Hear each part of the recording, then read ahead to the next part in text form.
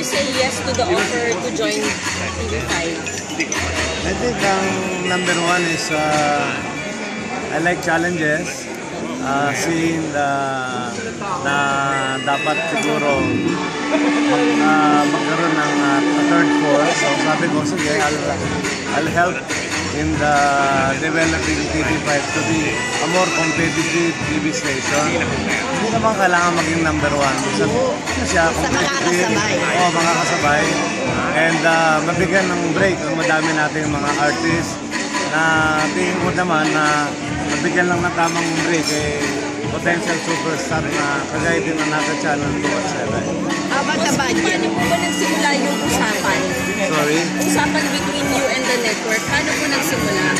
Nagsimula yan dahil nga meron kami joint venture ng signal for 24-hour cable channel called Sari Sari yes. Network. Nasa test broadcast na yun.